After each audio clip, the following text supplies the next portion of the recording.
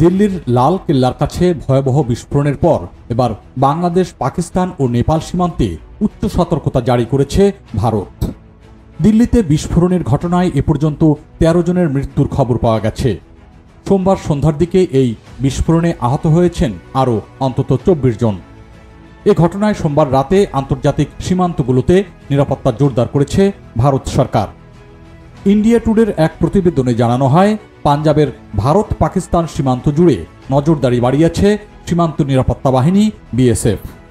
পাশাপাশি উত্তরপ্রদেশ, নেপাল সীমান্ত এবং অন্যান্য সেনা চৌকিগুলোতেও জোরদার করা হয়েছে নিরাপত্তা। এছাড়া সব ধরনের আশঙ্কা খতিয়ে দেখে ঘটনার তদন্ত শুরু করেছে ন্যাশনাল ইনভেস্টিগেশন এজেন্সি এবং দিল্লি পুলিশ।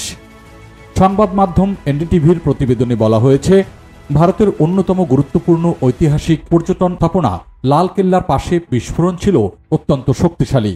স্থানীয় সময় সোমবার সন্ধ্যা ৬টা ৫২ লালকেল্লা মেট্রো স্টেশনের কাছে একটি হুন্দাই i-20 গাড়িতে এই বিস্ফোরণ ঘটে। এই ঘটনার পর আশপাশের এলাকায় মানুষের ছিন্ন ভিন্ন মরদেহ পড়ে থাকতে দেখা গেছে। এ সময় একেবারে ধ্বংসস্তূপে পরিণত হয়েছে বেশ কয়েকটি গাড়ি। দিল্লির উপপ্রধান অগ্নি নির্বাপক কর্মকর্তা একে মালিক বলেছেন, দ্রুত ঘটনাস্থলে গিয়ে আগুন নিয়ন্ত্রণে কাজ শুরু করেছিলেন তারা। সন্ধ্যা ৭টা ২৯ দিকে আগুন নিয়ন্ত্রণে আনা হয়।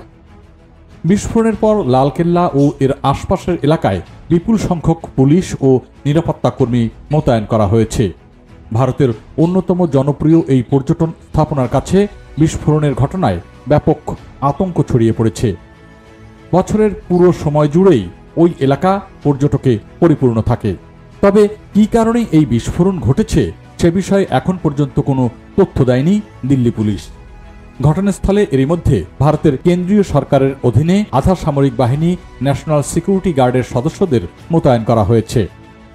একই দিনে রাজধানীর দিল্লি থেকে মাত্র ৫০ কিলোমিটার দূরে হরিয়ানার ফরিদাবাদে ২৯০০ কেজি বিস্ফোরক উদ্ধার করেছে দেশটির নিরাপত্তা বাহিনী।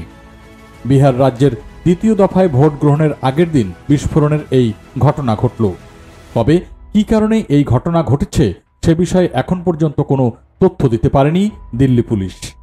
ঘটনাস্থলে এরই মধ্যে ভারতের কেন্দ্রীয় সরকারের অধীন আধা সামরিক বাহিনী, ন্যাশনাল সিকিউরিটি গার্ডের সদস্যদের মোতায়েন করা হয়েছে।